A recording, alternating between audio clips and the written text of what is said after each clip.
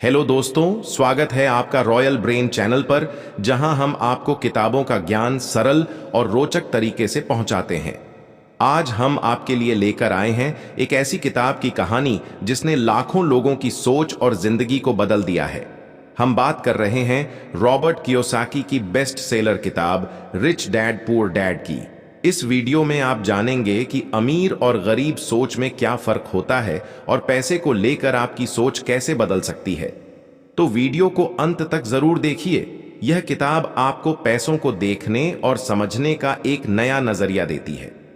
Financial education क्या होती है और अमीर बनने की सही मानसिकता कैसे विकसित की जाती है, इसे यह किताब गहराई से समझाती है।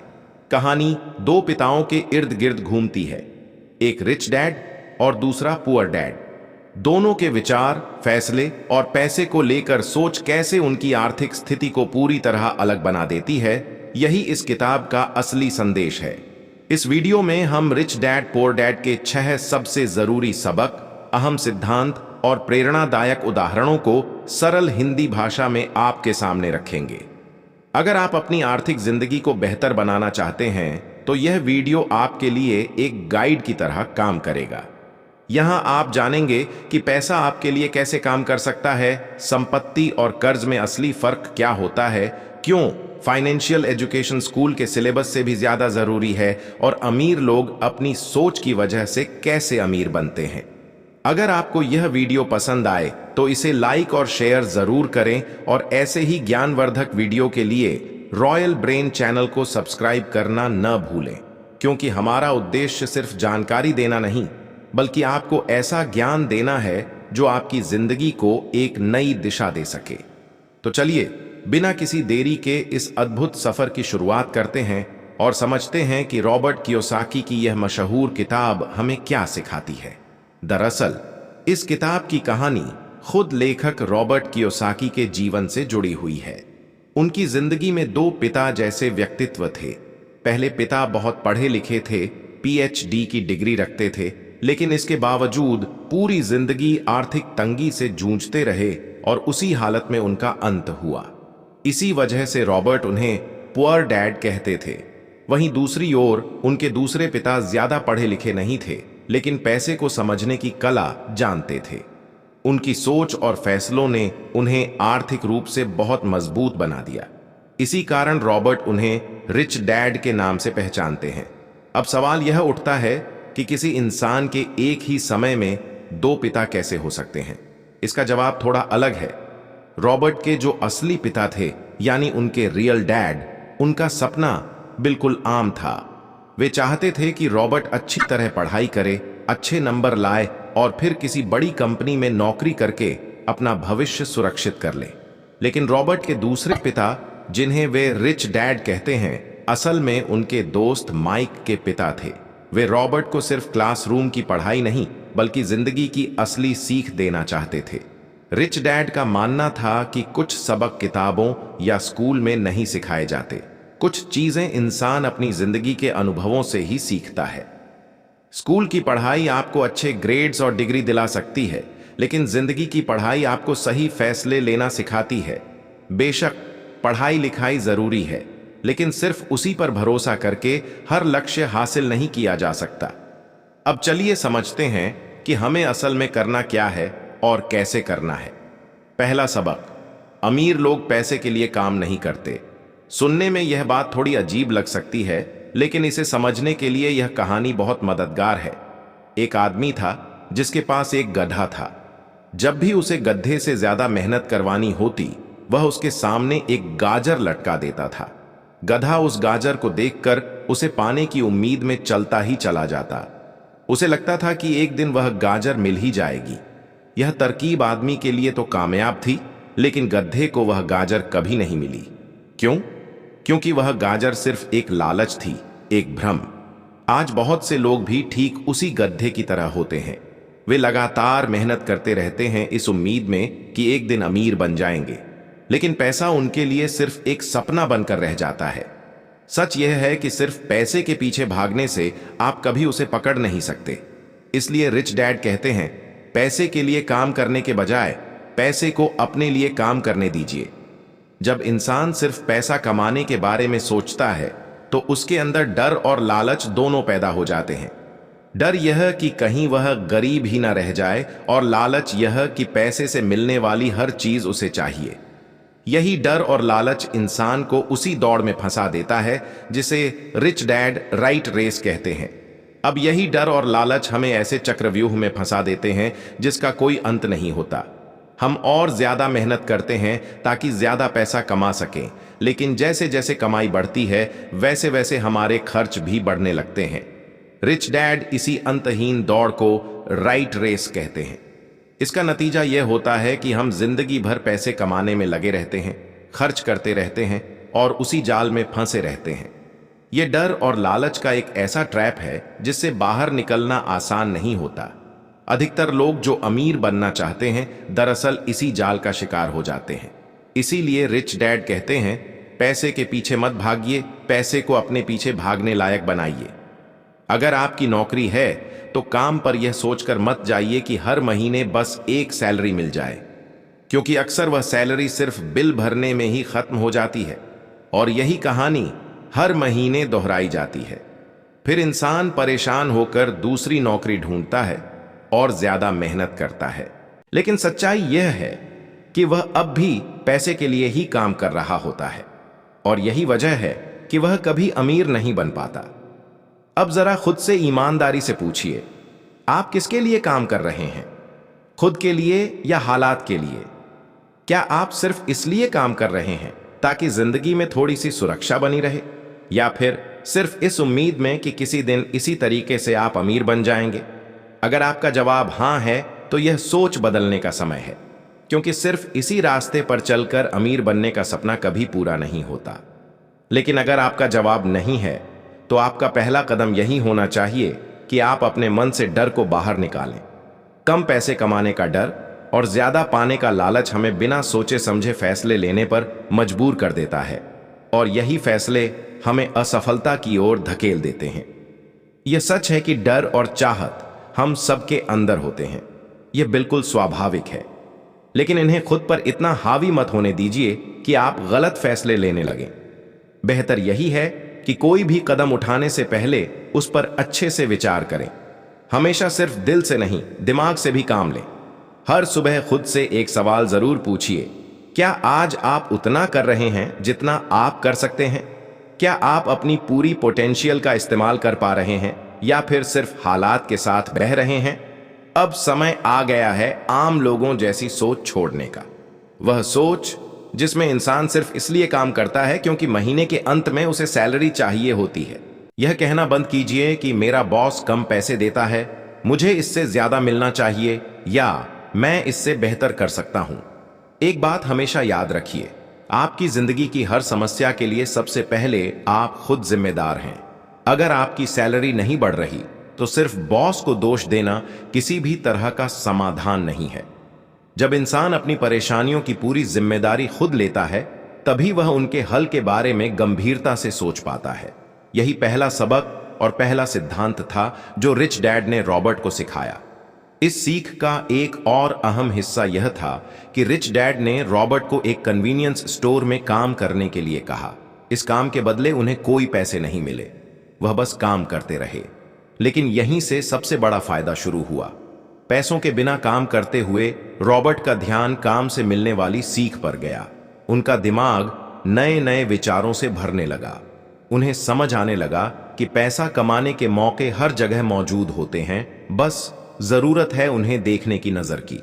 उन्होंने यह सोचना शुरू किया कि पैसे के पीछे भागने के बजाय पैसे को अपने पीछे कैसे दौड़ाया जा सकता है, और यही सोच उन्हें आम लोगों से अलग बनाती चली गई। याद रखिए, जब आप सिर्फ पैसे के लिए काम करते हैं तो आप सीमित सोच में फंस जाते हैं, लेकिन जब आप सीखने के लिए काम करते हैं तो आपकी सोच की सीमाएं अपने आप टूटने लगती हैं। उन्होंने गौर किया कि स्टोर में काम करने वाली क्लर्क हर नई कॉमिक बुक के फ्रंट पेज को 2 हिस्सों में फाड़ देती थी। ऊपर वाला आधा हिस्सा वह संभाल कर रख लेती और नीचे वाला हिस्सा बिना सोचे समझे कूड़े में फेंक दिया जाता था। दरअसल देर शाम को एक कॉमिक्स डिस्ट्रीब्यूटर स्टोर पर आता था। वह कॉमिक बुक्स के सिर्फ ऊपरी आधे हिस्से को क्रेडिट के तौर पर लेता और बदले में नई कॉमिक बुक्स दे जाता था। एक दिन रॉबर्ट ने हिम्मत करके उस डिस्ट्रीब्यूटर से सवाल किया, क्या वह उन पुरानी कॉमिक बुक्स को ले सकते हैं? डिस्ट्रीब्यूटर इस शर्त पर मान गया कि वे उन कॉमिक्स को बेचेंगे नहीं। यहीं से रॉबर्ट के दिमाग में एक बिल्कुल नया बिजनेस आइडिया पैदा हुआ। उन्होंने उन पुरानी कॉमिक बुक्स को बेकार समझने के बजाय एक मौके की तरह देखा। उन्होंने अपने दोस्तों और आसपास के बच्चों को वे कॉमिक्स पढ़ने के लिए किराए पर देनी शुरू कर दी। हर कॉमिक बुक का किराया था 10 सेंट, और वह भी सिर्फ 2 घंटे के लिए। इस तरह वे कॉमिक्स को बेच नहीं रहे थे, बल्कि एक ही कॉमिक से बार बार पैसा कमा रहे थे। सबसे खास बात यह थी कि उन्हें खुद वहां बैठकर काम भी नहीं करना पड़ा। उन्होंने माइक की बहन को इस छोटे से बिजनेस की जिम्मेदारी दी, जिसे हर हफ्ते सिर्फ $2 दिए जाते थे।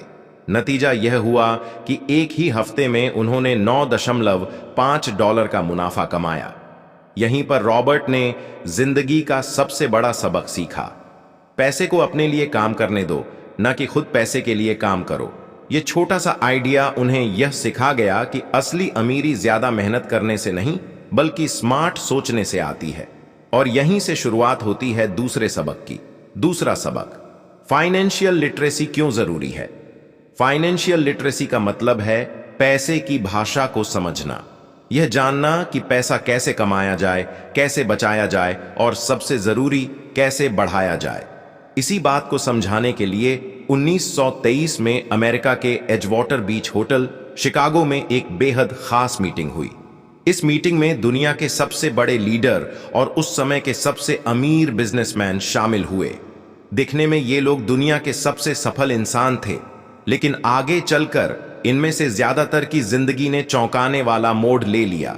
इन लोगों में शामिल थे दुनिया की सबसे बड़ी स्टील कंपनियों में से एक के मालिक चार्ल्स श्वाब और उस दौर की सबसे बड़ी यूटिलिटी कंपनी के प्रेसिडेंट सैमुअल इंसुल।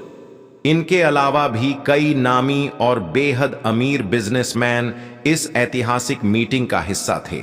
बाहर से देखने पर ये लोग उस वक्त दुनिया की कामयाबी की मिसाल थे, लेकिन हैरानी की बात यह है कि इस मीटिंग के लगभग 25 साल बाद इनमें से कई लोग गरीबी में मर गए, कुछ ने खुदकुशी कर ली और कुछ ऐसे भी थे जो अपना मानसिक संतुलन तक खो बैठे। तो सवाल यह है, जब ये लोग इतना पैसा कमा चुके थे तो फिर इनके साथ ऐसा क्यों हुआ? असल सच्चाई यही है कि अधिकतर लोग पैसा कमाने में इतने उलझ जाते हैं कि यह सीखना ही भूल जाते हैं कि पैसे को संभाल कर कैसे रखा जाए। पैसा कमाना आसान नहीं है, लेकिन उससे भी ज्यादा मुश्किल है उसे बनाए रखना। और जिसने यह हुनर सीख लिया, उसके लिए मुश्किल हालात इतने खतरनाक नहीं रह जाते। हम अक्सर कहते हैं, इमरजेंसी आ गई, हालात खराब हो गए या किस्मत ने साथ नहीं दिया। लेकिन अगर सही तरीके से प्लानिंग की जाए तो कई बार बुरा वक्त आता ही नहीं। लॉटरी जीतने वाले लोगों को ही देख लीजिए। कुछ साल तक वो ऐशो आराम की जिंदगी जीते हैं, लेकिन थोड़े समय बाद ज्यादातर लोग फिर उसी हालत में पहुंच जाते हैं जहां से उन्होंने शुरुआत की थी। क्योंकि पैसा मिल जाना और पैसे को संभाल पाना दो बिल्कुल अलग बातें हैं। इसीलिए ज्यादातर लोग पूछते हैं, अमीर कैसे बने? अमीर बनने के लिए क्या करें? लेकिन इन सवालों के जवाब अक्सर लोगों को निराश कर देते हैं, क्योंकि असली जवाब यह नहीं है कि ज्यादा पैसा कैसे कमाया जाए, बल्कि यह है कि पहले फाइनेंशियल लिटरेट कैसे बना जाए। जरा सोचिए, अगर आपको एम्पायर स्टेट बिल्डिंग खड़ी करनी हो तो क्या आप सिर्फ 6 इंच की कंक्रीट स्लैब पर उसे बना देंगे? नहीं, आपको पहले एक गहरा गड्ढा खोदना पड़ेगा, फिर एक मजबूत नींव डालनी पड़ेगी। लेकिन अगर आपको सिर्फ एक छोटा सा घर बनाना हो तो शायद 6 इंच की स्लैब भी काम चला दे। अफसोस की बात यह है कि हम में से ज्यादातर लोग छोटी सी नींव पर बहुत बड़ा सपना खड़ा करना चाहते हैं, और जब वो सपना टूटता है तो हम किस्मत को दोष देने लगते हैं। गरीब डैड चाहते थे कि रॉबर्ट खूब पढ़ लिख कर एक अच्छी नौकरी करें, लेकिन अमीर डैड चाहते थे कि वह फाइनेंशियल लिटरेट बने। आज के ज्यादातर स्कूल सिस्टम हमें सिर्फ घर बनाना सिखाते हैं, लेकिन मजबूत फाउंडेशन बनाना नहीं। पढ़ाई लिखाई की अपनी जगह अहमियत है, लेकिन असली जिंदगी में यही सब कुछ नहीं है। और इसी के साथ अब हम बढ़ते हैं अगले सबक की तरफ। तीसरा सबक हमें सिखाता है एसेट्स और लायबिलिटीज के बीच फर्क समझो और हमेशा एसेट्स ही खरीदो। सुनने में यह बात बहुत आसान लगती है ना? लेकिन यकीन मानिए यही एक नियम है जो किसी इंसान को आर्थिक रूप से आजाद और अमीर बनाने की ताकत रखता है। अक्सर ऐसा होता है कि गरीब और मिडिल क्लास लोग लायबिलिटीज को ही एसेट्स समझ लेते हैं, यानी जिन चीजों से उनकी जेब से पैसा बाहर जाता है उन्हें वे अपनी संपत्ति मान लेते हैं। लेकिन अमीर लोग यह बात अच्छी तरह जानते हैं कि असल में एसेट्स होते क्या हैं और वे सिर्फ वही चीजें खरीदते हैं जो उनके लिए पैसा पैदा करें। अमीर डैड एक बहुत ही सिंपल लेकिन पावरफुल प्रिंसिपल में यकीन रखते थे। किस प्रिंसिपल? यानी कीप इट सिंपल स्टूपिड। उन्होंने रॉबर्ट और उसके दोस्त माइक को कोई मुश्किल फॉर्मूले नहीं सिखाए, बस एक सीधी सी बात समझाई। लायबिलिटीज और एसेट्स के बीच फर्क पहचानो और हमेशा एसेट्स को चुनो। अगर यह इतना ही आसान है तो फिर हर इंसान अमीर क्यों नहीं है? असल में यह नियम इतना सिंपल है कि ज्यादातर लोग इस पर सोचते ही नहीं।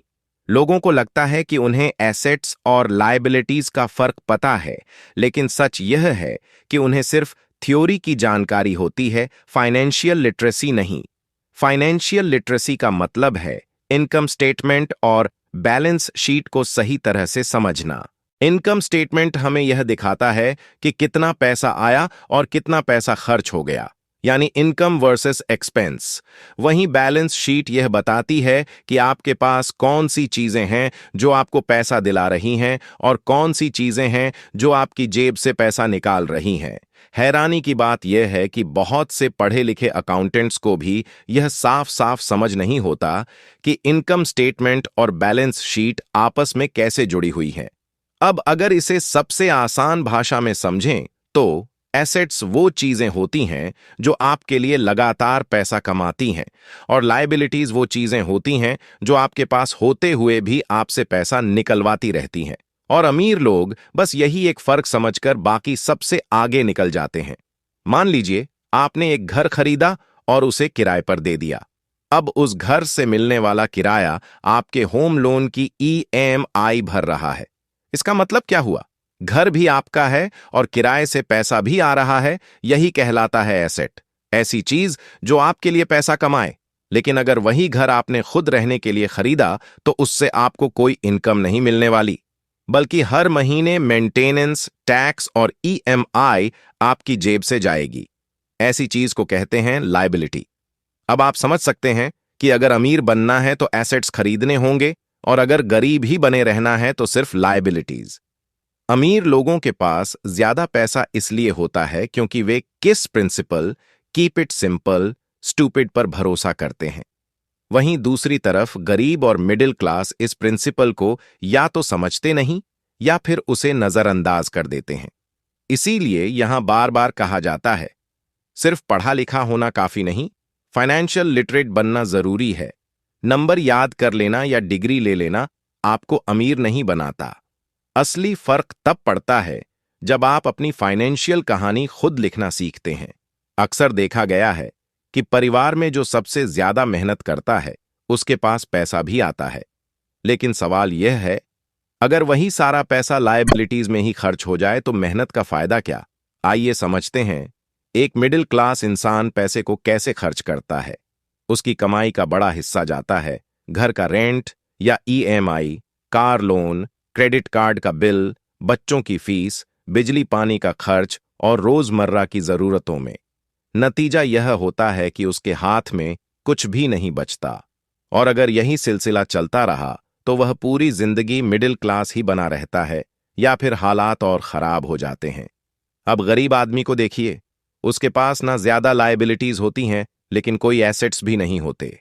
मान लीजिए वह $1000 कमाता है, उसमें से घर का किराया, आवागमन का खर्च, टैक्स, खाना पीना और कपड़े सब निकालने के बाद उसके हाथ में कुछ भी नहीं बचता। कई बार तो उसे उधार लेकर गुजारा करना पड़ता है, जिससे वह और ज्यादा गरीब होता चला जाता है। इसके ठीक उलट अमीर लोग क्या करते हैं? वे पहले एसेट्स खरीदते हैं, फिर वही एसेट्स उन्हें और पैसा कमा कर देते हैं। उनकी इनकम 2 से 4, 4 से 8 और धीरे धीरे कई गुना बढ़ती चली जाती है। अधिकतर अमीर लोग दिमाग से काम लेते हैं। वे लोन लेकर संपत्ति खरीदते हैं, उसे किराए पर लगाते हैं और बिना ज्यादा मेहनत के हर महीने इनकम पाते हैं। उसी इनकम से वे अपना लोन भी चुकाते हैं और धीरे धीरे वित्तीय आजादी की तरफ बढ़ते हैं। इसे यूं समझिए, मान लीजिए आपके पास घर का लोन है और उसकी इंस्टॉलमेंट $1 है। अब अगर वही घर आप किराए पर देते हैं और किराया $2 मिलता है, तो आप $1 बैंक को देंगे और $1 अपनी जेब में रखेंगे। देखा, बिना ज्यादा मेहनत के आपने पैसा कमाया। असल में अमीर डैड और गरीब डैड का फर्क बस यही सोच है। पैसे को कैसे इस्तेमाल करें, पैसे के पीछे भागें या पैसे को अपने लिए काम करने दें। 1967 के समय अगर बच्चों से पूछा जाता कि बड़े होकर क्या बनना चाहते हैं, तो जवाब यही होता, अच्छे ग्रेड्स लाऊंगा, डॉक्टर बनूंगा, इंजीनियर बनूंगा। लोग मानते थे कि अच्छे ग्रेड्स बराबर ज्यादा पैसा बराबर सारी समस्याओं का हल। लेकिन आज इतिहास बताता है कि बहुत से बच्चे जो डॉक्टर या इंजीनियर बने, वे अब भी फाइनेंशियल स्ट्रगल कर रहे हैं। क्यों? क्योंकि उन्होंने कभी यह नहीं सीखा कि पैसा कैसे उनके लिए काम करे, सिर्फ मेहनत और सैलरी पर भरोसा किया। आज के दौर में बच्चे अलग सोच रखते हैं। कई लोग famous athlete, CEO, movie star या रॉक स्टार बनना चाहते हैं। क्यों? क्योंकि उन्हें पता है कि सिर्फ अच्छी पढ़ाई और अच्छे ग्रेड्स करियर में सक्सेस की गारंटी नहीं देते। आजकल फाइनेंशियल नाइटमेयर बहुत आम हो गया है। नए शादीशुदा जोड़े सोचते हैं, अब हमारी सैलरी डबल हो जाएगी, बड़े घर में रहेंगे। तो क्या होता है? वे पैसे बचाना शुरू कर देते हैं, लेकिन उनका सारा ध्यान सिर्फ कैरियर बढ़ाने पर होता है।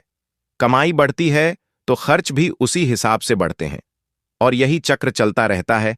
अभी भी पैसे उनके लिए काम नहीं कर रहे, बल्कि वे पैसे के पीछे भाग रहे हैं। असल बात यह है कि जब आप फाइनेंशियल लिटरेट हुए बिना पैसा कमाते हैं और बिना सोचे समझे उसे खर्च करते हैं, तो क्या होता है? आप खर्चा पहले से भी ज्यादा करने लगते हैं। यह एक लगातार चलने वाला चक्र बन जाता है। नई शादीशुदा जोड़ी मान लीजिए, अब उन्होंने इतना पैसा कमा लिया कि एक बड़ा घर खरीद सकते हैं। उनको लगता है कि हम अब थोड़े अमीर हो गए हैं, लेकिन असलियत यह है कि बड़े घर के साथ नई लायबिलिटीज भी आ गई हैं। अब उनके कैश फ्लो में प्रॉपर्टी टैक्स बढ़ गया, नई गाड़ी चाहिए, फर्नीचर चाहिए और भी बहुत कुछ। धीरे धीरे उनकी लायबिलिटीज बढ़ती जाती है। जैसे जैसे इनकम बढ़ती है, खर्च भी उसी हिसाब से बढ़ जाता है। और फिर एक दिन अचानक सच्चाई सामने आती है, वे इस राइट रेस में फंस चुके हैं। फिर ऐसे लोग रॉबर्ट के पास आते हैं और पूछते हैं, अमीर कैसे बने? असल में यही सवाल समस्या की जड़ है। क्यों? क्योंकि ज्यादातर लोग सोचते हैं कि पैसा हर समस्या का हल है। यह मानना ही सबसे बड़ी गलती है। उनकी असली समस्या यह नहीं कि वे ज्यादा पैसा नहीं कमा रहे, बल्कि यह है कि जो कुछ उनके पास है उसे सही तरीके से मैनेज कैसे करें। वैसे एक कहावत है जो यहां पूरी तरह से फिट बैठती है, जब तुम खुद को एक गहरे गड्ढे में पांव डालते हो तो उसे और मत खोदो। ज्यादातर लोग पब्लिक स्पीकिंग या किसी भी तरह की अलग सोच से डरते हैं। मनोचिकित्सकों का कहना है कि इसका सबसे बड़ा कारण है रिजेक्शन का डर और दूसरों से अलग होने का डर। हम अक्सर सोचते हैं, लोग मेरे बारे में क्या कहेंगे, लोग मुझ पर हंसेंगे। यही डर हमें भीड़ का हिस्सा बने रहने पर मजबूर कर देता है, और भीड़ का हिस्सा बनकर लोग थोड़ी देर के लिए संतुष्ट महसूस कर लेते हैं। हमारी जिंदगी में भी यही पैटर्न बार बार दिखता है। नया प्रमोशन आया, सैलरी बढ़ी, तो नया घर, लोन लेना, महंगी गाड़ी लेना, वही करना जो सब कर रहे हैं। क्यों? क्योंकि हमें लगता है अगर सब कर रहे हैं तो सही ही होगा। लेकिन सच ये है कि भीड़ हमेशा सही नहीं होती। अमीर डैड ने कहा था कि जापानी लोग 3 चीजों की ताकत को जानते थे: तलवार, शक्ति और साहस का प्रतीक; कीमती जवाहरात, पैसे और संपत्ति की ताकत; शीशा, खुद के अंदर छुपी ताकत का आईना; और सबसे बड़ी ताकत है अपने आप को समझना। जब आप शीशे के सामने खड़े होकर अपने आप से सवाल पूछते हैं, क्या मैं वही कर रहा हूं जो सही है, या सिर्फ भीड़ का हिस्सा बनकर जी रहा हूं, तो जो जवाब आपको मिलेगा वही आपकी असली ताकत है। याद रखिए, असली सफलता तभी आती है जब आप भीड़ के डर से खुद को नहीं रोकते। जो लोग सिर्फ दूसरों की नकल करते हैं वह हमेशा सिर्फ मध्यम जीवन जीते हैं, और जो लोग अपने डर और लालच को पहचान कर उसे पीछे छोड़ते हैं वही असली अमीर बनते हैं। इसलिए अगली बार जब कोई आपको कहे सैलरी बढ़ी है, नया घर लो, नई गाड़ी लो, तो रुकिए, सोचिए, क्या यह सिर्फ भीड़ के डर से किया गया कदम है या आपका सच में सही कदम है? आपके जवाब में ही छुपा है आपका भविष्य, आपकी ताकत, आपकी असली संपत्ति। गरीब और मिडिल क्लास अक्सर खुद को पैसे का गुलाम बनने दे देते हैं। यही वजह है कि वे कभी भी सच में अमीर नहीं बन पाते। 16 साल के रॉबर्ट और माइक अमीर डैड के साथ हर उस मीटिंग में जाते थे जो वह अपने अकाउंटेंट, मैनेजर्स, इन्वेस्टर्स और कर्मचारियों के साथ रखते थे। यहां उन्होंने एक ऐसा इंसान देखा, अमीर डैड, जो पढ़ा लिखा नहीं था, जिसने केवल 13 साल की उम्र में स्कूल छोड़ दिया था, फिर भी आज वह बड़ी मीटिंग्स कर सकता था। वह अपने नीचे काम करने वाले पढ़े लिखे लोगों को आदेश दे सकता था, उन्हें बिजनेस के टिप्स दे सकता था और फैसले ले सकता था। एक ऐसा इंसान जिसने भीड़ का हिस्सा बनने से इनकार किया, जिसने रिस्क लिया और जिस पर दूसरों की राय का डर नहीं था। इन मीटिंग्स ने रॉबर्ट और माइक की सोच बदल दी।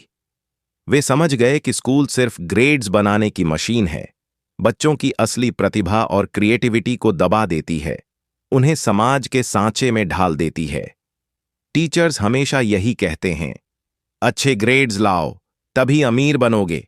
लेकिन रॉबर्ट और माइक को एहसास हुआ कि सिर्फ अच्छे नंबरों से जीवन में असली सफलता नहीं मिलती। असल में सफलता और अमीरी का रास्ता वही लोग खोजते हैं जो अपने मन की सुनते हैं, डर और भीड़ की परवाह नहीं करते और अपनी क्रिएटिविटी और सोच को कभी दबने नहीं देते। वैसे एक दिन रॉबर्ट और उनके गरीब डैड के बीच तेज बहस हो गई। गरीब डैड का मानना था कि उनका घर उनके लिए सबसे बेस्ट इन्वेस्टमेंट है, लेकिन रॉबर्ट जानते थे कि असलियत कुछ और ही है। गरीब डैड रेड रेस में फंसे हुए थे। उनकी इनकम और खर्चे बराबर थे और वे हर महीने सिर्फ बिल भरने और लोन चुकाने में ही उलझे रहते थे। रॉबर्ट उन्हें समझाना चाहते थे कि उनका घर एसेट नहीं बल्कि लायबिलिटी है। क्यों? क्योंकि उस घर पर उनका पैसा खर्च हो रहा था और बदले में उन्हें कई सालों तक कोई अतिरिक्त फायदा नहीं मिल रहा था। गरीब डैड यह बात समझ नहीं पा रहे थे और बस यही था गरीब और अमीर डैड के बीच का फर्क। रॉबर्ट ने उन्हें बताया कि ज्यादातर लोगों की जिंदगी लोन चुकाने में ही बीत जाती है। जो घर आप खरीदते हैं उसके लिए 20 से 30 साल तक इंस्टॉलमेंट भरते हैं, फिर अगला बड़ा घर लेते हैं और पुराने लोन को रिन्यू कर लेते हैं। कुछ लोगों के मामले में तो घर की कीमत जितनी है उससे ज्यादा कर्ज उनके सर पर चढ़ जाता है। इसका सबसे बड़ा नुकसान यह होता है कि बाकी जगह पर निवेश करने का मौका ही नहीं मिलता, क्योंकि सारा पैसा एक ही जगह फंसा होता है। और इसी तरह कई लोग सच्चे एसेट्स खो बैठते हैं, वो संपत्ति जो उनके लिए पैसे कमाती, उन्हें फाइनेंशियल फ्रीडम दिलाती। असल में रॉबर्ट यह सीखना चाहते थे कि असली अमीरी वही है जिसमें आपका पैसा आपके लिए काम करे, आप पैसे के पीछे नहीं भागें।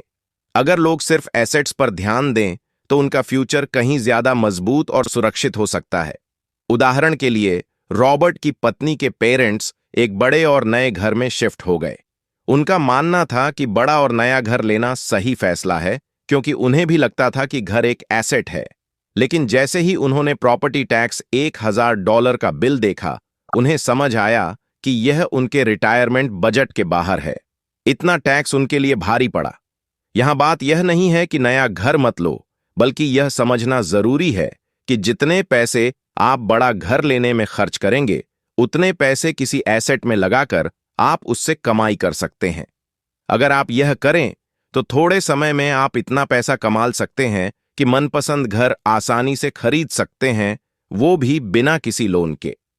अब सवाल उठता है कि अमीर और ज्यादा अमीर क्यों होते रहते हैं, जबकि मिडिल क्लास वहीं क्यों अटकी रहती है? इसका जवाब सिंपल है। अमीर लोग एसेट्स खरीदते हैं जो उनके लिए पैसा कमाते हैं। उनके पास पैसे का सिस्टम चलता रहता है, जिससे उनके सारे खर्चे भी आसानी से निकल जाते हैं। मिडिल क्लास लोग क्या करते हैं? वे सिर्फ महीने की सैलरी के लिए जीते हैं। सैलरी आते ही सब खर्चों में चला जाता है। निवेश कहां से होगा? जब सैलरी बढ़ती है तो टैक्स और खर्चे भी बढ़ जाते हैं और वही पुराना राइट रेस चलता रहता है। असल में यह कर्ज का चक्र हमें दबाता है। हम अपने घर को एसेट समझकर खरीदते हैं, जबकि वह सिर्फ लायबिलिटी बन जाती है। अगर लोग अपना पैसा सही जगह इन्वेस्ट करें तो उनकी जिंदगी हमेशा के लिए बदल सकती है। लेकिन ऐसा नहीं होता, क्योंकि उनका ज्यादातर समय कड़ी मेहनत और नौकरी में चला जाता है। नौकरी को सिक्योरिटी जोन समझकर वे उससे अलग सोच ही नहीं पाते, और ऊपर से कर्ज का बोझ इतना होता है कि नौकरी छोड़ने या रिस्क लेने की हिम्मत ही नहीं होती। यानी गलत इन्वेस्टमेंट सोच प्लस कर्ज प्लस नौकरी की सिक्योरिटी, यही कारण है कि मिडिल क्लास कभी भी अमीर नहीं बन पाती। अब जरा खुद से सवाल करें, अगर आप आज अपनी नौकरी छोड़ दें तो कितने दिन आपका गुजारा चलेगा? अगर आप फाइनेंशियली लिटरेट नहीं हैं, अगर आपने सारी उम्र सिर्फ सैलरी के भरोसे जिया है और एसेट्स के बजाय लायबिलिटीज उठाई हैं, तो यकीन मानिए आपकी जिंदगी बहुत चुनौतियों से भरी होगी। सिर्फ नेटवर्थ के भरोसे काम नहीं चलेगा। नेटवर्थ बताता है कि आपके पास कुल कितना पैसा है, चाहे वह गैराज में पड़ी पुरानी कार के रूप में ही क्यों ना हो। लेकिन वेल्थ बताती है कि आपके पास जो पैसा है उससे आप कितना और पैसा कमा रहे हैं। उदाहरण के तौर पर मान लीजिए आपके पास कोई एसेट है जो हर महीने $3000 कमाता है और आपके मासिक खर्च $6000 हैं। इसका मतलब है कि आप आधे महीने ही अपना गुजारा चला पाएंगे। सॉल्यूशन, अपने एसेट्स से मिलने वाले इनकम को बढ़ाइए। जब आपकी एसेट इनकम आपके खर्च से ज्यादा हो जाएगी तो रातों रात अमीर नहीं बनेंगे, लेकिन धीरे धीरे आप वेल्थी बनने लगेंगे। इसका फायदा यह होगा कि अगर आप अचानक नौकरी छोड़ दें तो भी आपके एसेट्स आपके सारे खर्च कवर कर देंगे। याद रखें, आप वेल्थी तभी बन पाएंगे जब आपके खर्च आपके एसेट्स की ग्रोथ से कम हो। और इसी के साथ आता है चौथा सबक, अपने काम से काम रखें। दुनिया की सबसे बड़ी फास्ट फूड चेन मैकडोनाल्ड के फाउंडर रे क्रॉक की कहानी बड़ा सबक देती है। 1947 में रे क्रॉक ने एक MBA क्लास में स्पीच दी। उनके शब्द लोगों को प्रेरित करने वाले थे। स्पीच के बाद जब स्टूडेंट्स ने उनसे कुछ वक्त बिताने की गुजारिश की तो वह उन्हें बियर पीने ले गए। बातों बातों में रे ने अचानक पूछा, क्या आप जानते हैं कि मैं किस बिजनेस में हूं? स्टूडेंट्स ने हंसते हुए जवाब दिया, आप तो हैमबर्गर बेचते हैं। लेकिन रे ने हंसते हुए कहा, नहीं, मेरा असली बिजनेस रियल एस्टेट है। क्यों? क्योंकि मैकडोनाल्ड की हर फ्रेंचाइजी के लिए लोकेशन का चुनाव बेहद सोच समझ कर किया जाता है। फ्रेंचाइजी को वह जमीन भी खरीदनी पड़ती है। यानी हां, आप हैमबर्गर खा रहे हैं, लेकिन असल में पैसा जमीन और लोकेशन से बन रहा है। यह वही सबक है जो अमीर डैड ने रॉबर्ट को सिखाया। अक्सर लोग खुद के लिए नहीं बल्कि दूसरों के लिए काम करते हैं। टैक्स देने के लिए गवर्नमेंट के लिए काम करते हैं, नौकरी में कंपनी के लिए काम करते हैं, बैंक को मोटा इंटरेस्ट देकर उसके लिए काम करते हैं। और इसका मूल कारण हमारा एजुकेशन सिस्टम। स्कूल हमें कर्मचारी एम्प्लॉई बनना सिखाता है, नियोक्ता एम्प्लॉयर नहीं। अगर आपने साइंस पढ़ी तो आप डॉक्टर बन जाते हैं, मैथ पढ़ी तो इंजीनियर। यानी जो कुछ भी आप पढ़ते हैं वही आप बन जाते हैं। लेकिन असली अमीर बनने का रास्ता यही है, अपनी पढ़ाई और मेहनत का असली इस्तेमाल करना, ताकि पैसा आपके लिए काम करे, ना कि आप पैसे के पीछे भागो। मुसीबत यही है कि ज्यादातर छात्र नौकरी और बिजनेस के बीच उलझ कर रह जाते हैं। जब कोई पूछता है आप क्या करते हैं, तो जरूरी नहीं कि आप सिर्फ बोलें मैं डॉक्टर हूं या मैं बैंक में हूं। यह प्रोफेशन है, बिजनेस नहीं। असल में बात यह है कि आपको जो भी काम कर रहे हैं उसे अपना बिजनेस बनाना चाहिए। अपनी सारी जिंदगी दूसरों के लिए काम करके उन्हें अमीर बनाने की भूल मत करें। अपने लिए काम कीजिए, अपनी खुशहाल जिंदगी बनाने के लिए।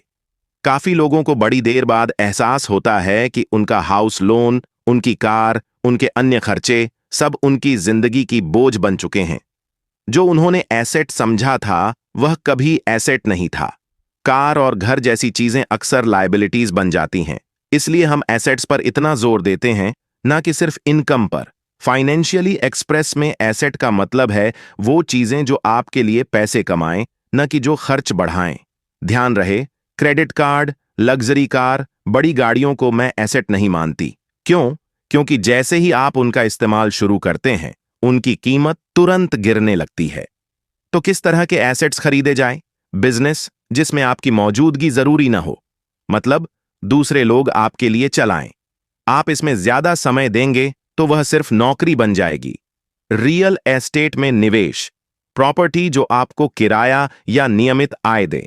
स्टॉक्स और बॉन्ड आपके लिए पैसे बढ़ाने का टूल। टिप: एसेट खरीदते समय अपनी रुचि और पसंद पर ध्यान दें।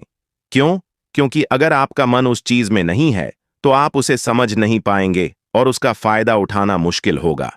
अगर आप उसमें रुचि रखते हैं तो आप उसे बेहतर ढंग से समझेंगे और उससे कमाई बढ़ा पाएंगे।